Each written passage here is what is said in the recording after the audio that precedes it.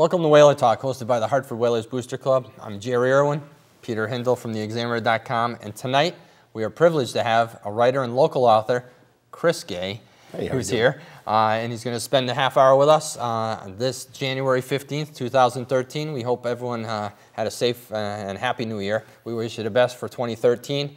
And once again, I'm going to show you that available at our table at the concourse are new decals. Our team, these are Windale decals, and you can pick them up there. But tonight, we have Chris Gay here, and a huge Whaler fan. Yeah, absolutely. Peter has one of the books, and he's done a little bit of reading. Yeah. We were going to get into the books as well, but we also wanted to do a little background of your love for the Whalers, because you've been to tons of Whaler games. I mean, did you ever have a favorite Whaler growing up? Did you have one guy that you were like, that's my favorite guy? Well, like everybody, Randy Ladouceur.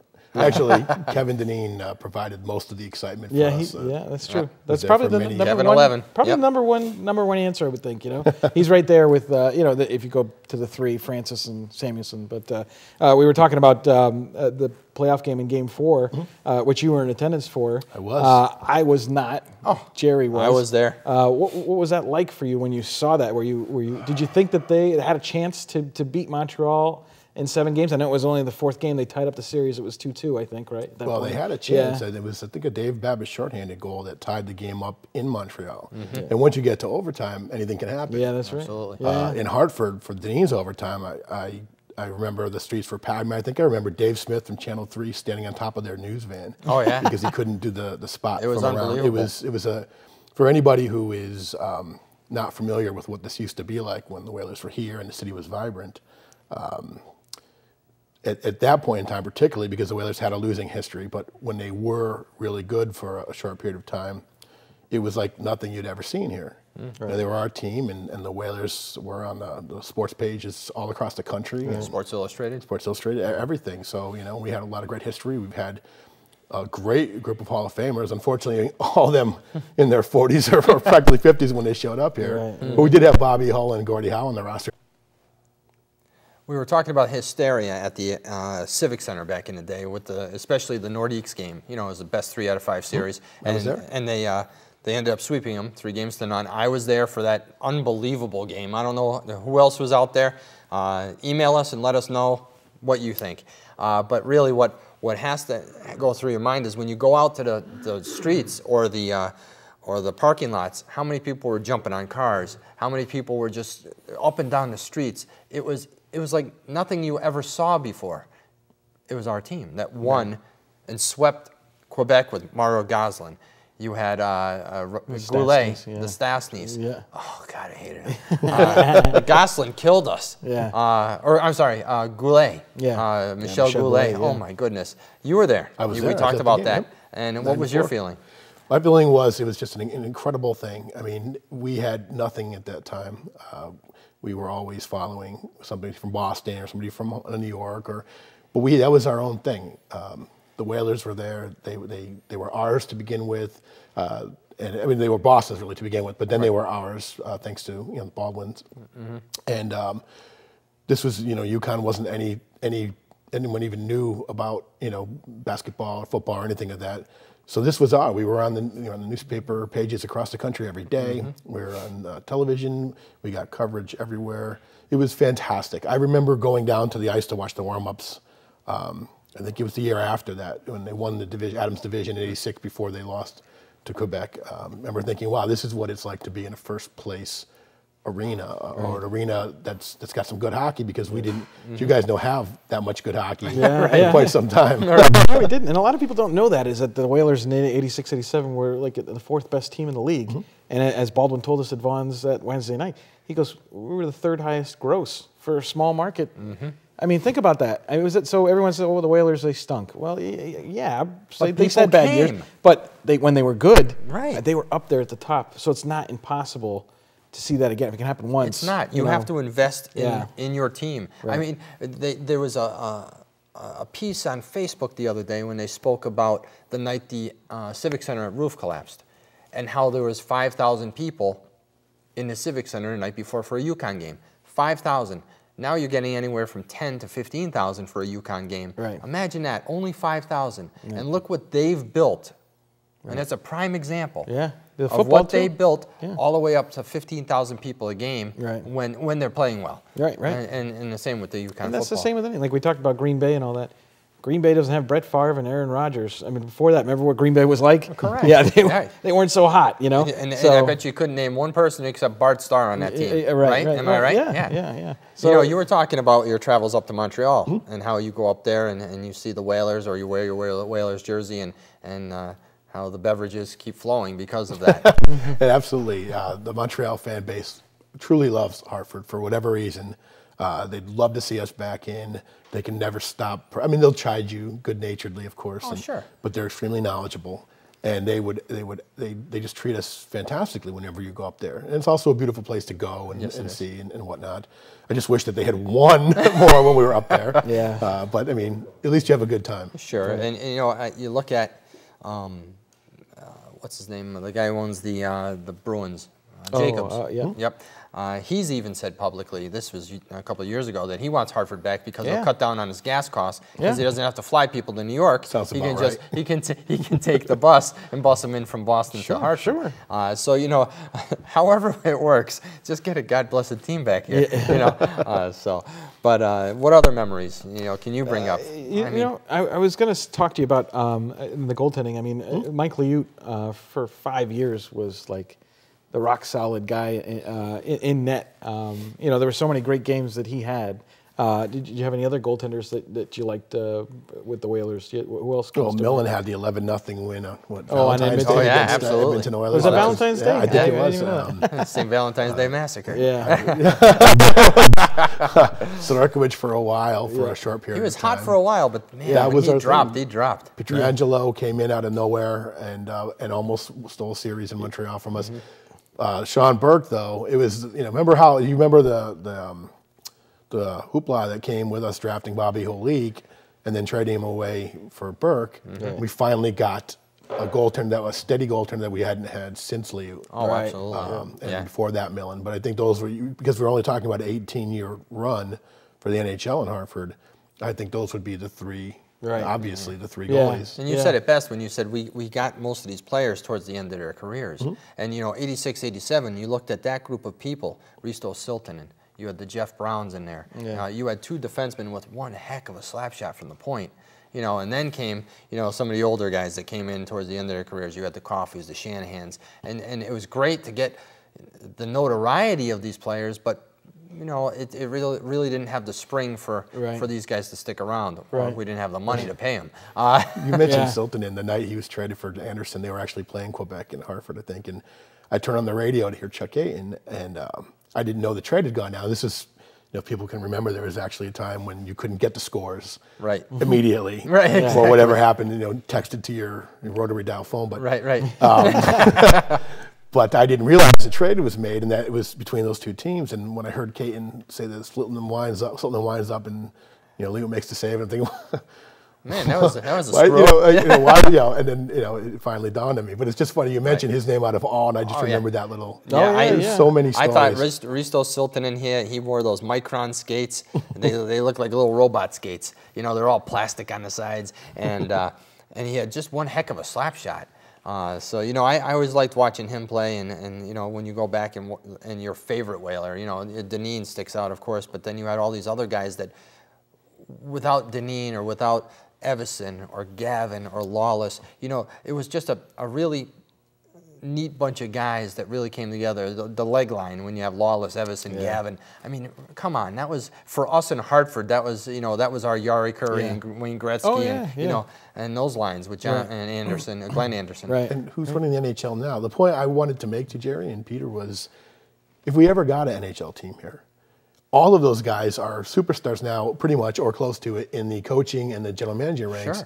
Can you imagine, because of the camaraderie they had in those magical seasons, if you would, who would want to come back here and help make this team a winner. Well, look at you got Tippett in there. You got Quenneville. I mean, these are Whaler guys. You got Deneen down in Florida. I think Burke is coaching goalies, right? Yes, was it in Phoenix? Yeah, I think it might be in Phoenix. Yep. And Al Simerson's an assistant. Yeah. In Phoenix, and then he was, and he's over in Sweden now. Dean Evison is coaching an AHL team. Evison, did he get a head coaching job? I think he did, but of an AHL. Oh, okay. But I can't remember which one it is. He was with Washington last year. Yeah, he was. He was with the Capitals. And so look at what they've done, and I give them a great deal of credit, and I wish them the very best. But yes, you're absolutely right. It would be great to get the homegrown guys back here. Oh, yeah. Plus, I myself would volunteer to coach too. Oh, absolutely. No, without a doubt. And we go back to the stock options. Yeah, there you go. Let's buy stock. Let's go. Give them a call. Here's where I want you to start. That's right, exactly.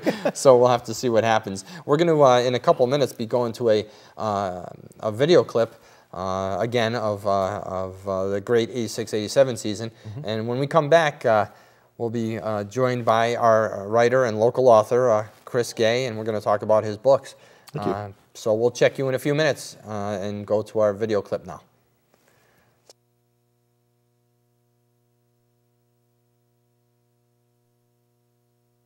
Final score, Whalers 7, Montreal 5. It bounces to Anderson. Deneen shot, he scores! His shot deflects. The skate in front. Anderson or Parmi Lawless trying for another one. Gavin in front shoots a save. Lawless scores! Lawless scores at 34 seconds. 2 goals in 15 seconds to tie the game. Whalers control the draw. Babbage gives it to Anderson. He'll take the shot. They score! Tipped it in, and the Whalers are in front 6-5. And Babbage steals the pass quickly ahead to Deneen. 2-on-1 with Anderson. Reed is back. Deneen shoots, scores! 7-5. What a comeback! What a great shot by Kevin Deneen. Through the early going of the 80-game regular season, excitement was the trademark. The Whalers managed to win big, game after game.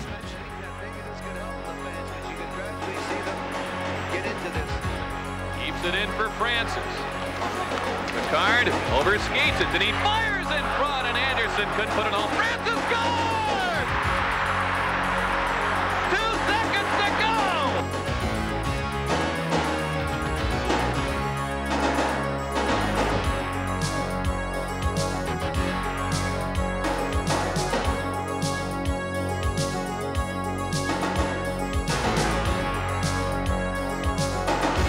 In mid-December, the Whalers took sole possession of first place in the Adams Division, despite injuries to Robertson and defenseman Joel Quenneville.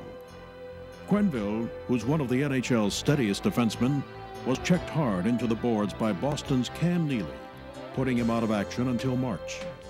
The Whalers also were playing without high... Welcome back to Whaler Talk, hosted by the Hartford Whalers Booster Club. Hope you enjoyed that clip from the 86-87 season.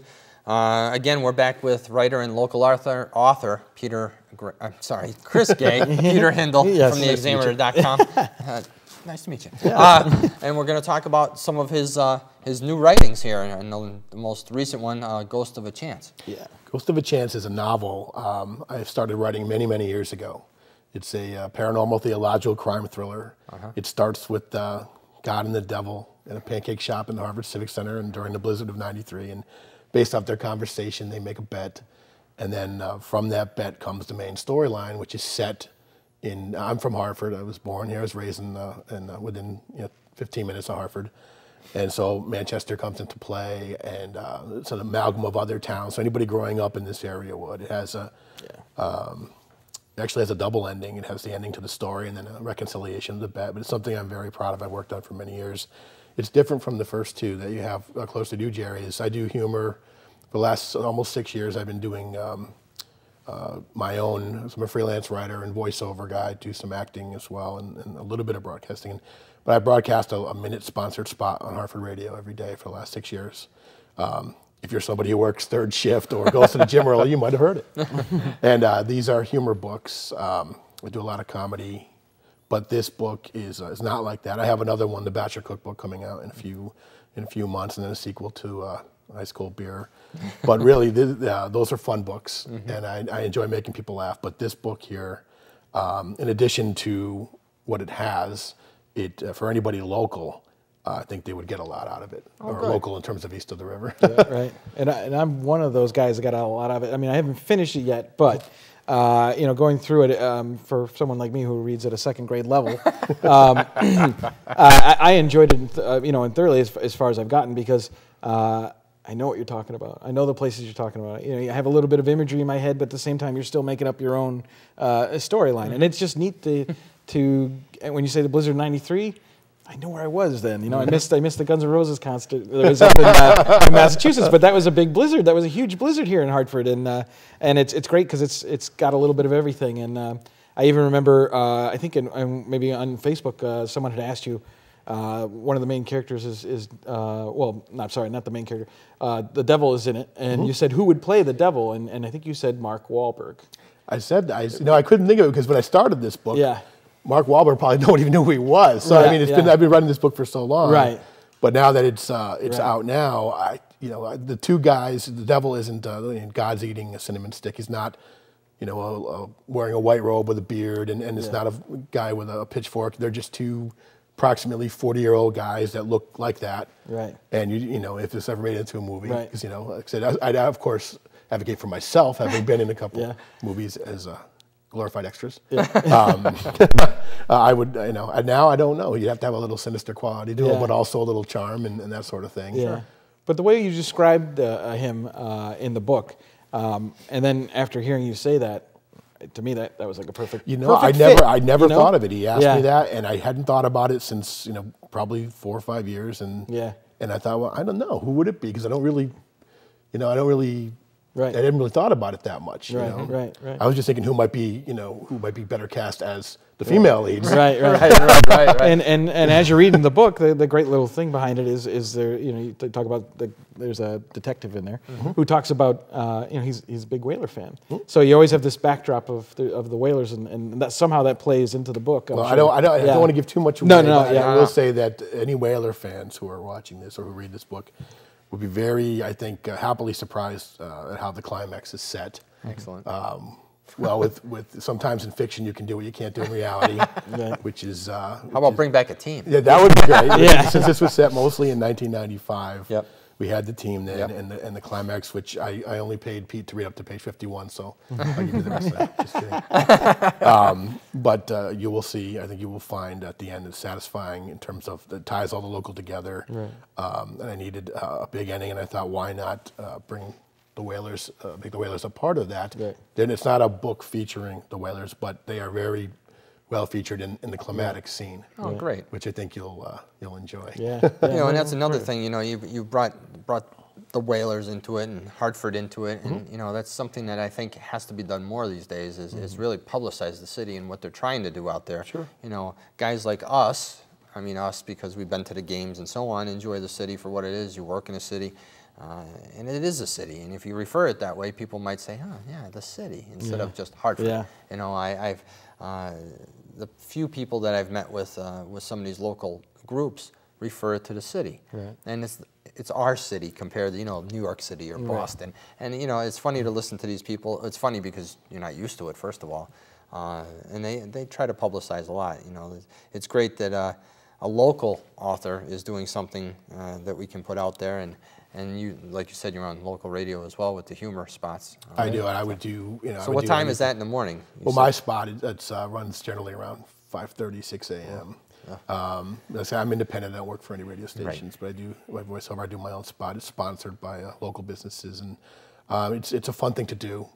And a lot of the stuff I do is fun, and but I'm a writer first and foremost, and a chance to being from Hartford, being born in Hartford, being raised just outside of Hartford, growing up pretty much the same age as the Whalers franchise is, like you guys are right around that time frame, knowing what this city could be. And I think somewhere along the way, a baton was passed off to UConn basketball, and I don't think the people that have now come of age with that know what it would be like, what Hartford was like. And I think sometimes we work against ourselves, and it would be great to see everybody affiliated with Hartford work together instead of doing so much or not doing enough or thinking we can't be as good as we can be, because we need to raise our self-esteem. We need to raise our civic pride, and we certainly can do that. And that will, of course, help the businesses, help bring Hartford back. We talked off the camera earlier where, you know, the Wadsworth is fantastic, the Hartford stage, you know, even me doing some acting stuff, I love acting, I'd love to go to the stage, but that's not bringing in hordes of people 41 times a year, not counting playoffs. It's not getting us on ESPN every single night. Sure. It's not getting us on NBC Sports. It's not getting us in you know, Los Angeles Times every day. That Sure, sort of the thing. national stage. We have to reinvent the national stage, you know, and that's what I can't understand. Jim Amon, when he was in office, said it best. It's not the place where people stop in between Boston and New York. It's a destination. It should be a destination. We're going to Hartford to watch the Whalers and Bruins tonight because the Bruins are in town. That might be the guy from Newton, Mass. that's going to drive down and see his Bruins play our Whalers. Or it might be the Montreal guy who says, you know what, yeah, it's a long ride, but let's stay a couple days and see what Hartford has to offer. You know, it's not that hard to get to. It's not that far away. And, you know, Jim Amon said it best. No, we're our own destination. We can make it happen here. It can be a major league city again. We have a convention center, but for what? I know, and you have to bring these things in. Now the Front Street projects are all happening. The Alliance meeting the other day, the breakfast, was very, very good. The mayor did a very nice job presenting what the city has on the books to start these residential housing projects in the city. He talked about the Yukon move. These are very exciting times for Hartford. I think this is a very, not just this year, but the next probably 5 years is very pivotal to Hartford. Right. Hopefully there's a plan in place with the XL Center and some of the older buildings that they're remodeling downtown. You see the Main Street building that's being remodeled. Right. It looks great. They're investing in the city. What's the group? The new state group, not the CDA, but the CR. Oh, CRDD. Yeah, CRDA. Yeah, whatever it is. The gentleman that got up and spoke on behalf of them talked about the major investments that the state is putting in to the city as well. Yeah. So the partnership is there. Now it's time to, you know, yes, they're building a city. Well, hopefully 3 to 5 years out, we still have hockey. We don't know if the Rangers are going to keep the Connecticut Whale here. Right. We don't know if they're going to be at another location. And if they are, who's going to bring a team in here, if anybody? I think somebody will. You think so? But I really also think, too, that if you look at the way Hartford is now, I think you can go back to Patriots fiasco, what they did to Hartford. And at that time, there was the whole Adrian's Landing project. And there's so much on the table to do, and that sort of fizzled, and now here we are with tumbleweeds again. And I'm just hoping that isn't what just says, you know what, we are who we are, we can't go further. I think we can build ourselves back up, dust ourselves back off, and make ourselves a great destination. And really, when you look at it, you know, I've spoken before about this. I drove limousines back in the 80s when I was a senior in high school, and after I graduated in '88. I drove people to see Frank Sinatra downtown. When Frank's restaurant was down where Max is currently, you had all these big shows. Baryshnikov came to the Bushnell. You know, these are big things, and the people were everywhere downtown. In order to get the buzz, such as the Nordiques game or the Montreal game or the Bushnell or Frank Sinatra or, you know, any of these big ticket items like they're doing today with Taylor Swift and Bruce Springsteen, it can happen, but it seems like they're few and far between. And it's no disrespect to AEG who's trying to bring these big ticket items in here because they, as we spoke about it earlier, and you know it's pretty hard. They have to throw that money up front, especially now because AEG is having some financial issues because they're being sold. So you know, if you make the place more inviting to come to and make more of a destination, even if it's not a Las Vegas, we're never going to be a Las Vegas, right. But we can be a Hartford. You know, the mall is now barren. It used to be a vibrant. For anyone who doesn't remember, people make fun of us for the mall. But sure. No, the mall was ahead of its time. It was fantastic. Yeah. People would go somewhere and they'd shop and do that. But the other thing is when you look at, you know, the XL Center now, that's not AEG's obligation. That's the state's obligation and the city's obligation. Right. And you know, they either need to stay on the pot or get off the pot, for lack of a better way of putting it. See, I took a breath there. I almost said the obvious.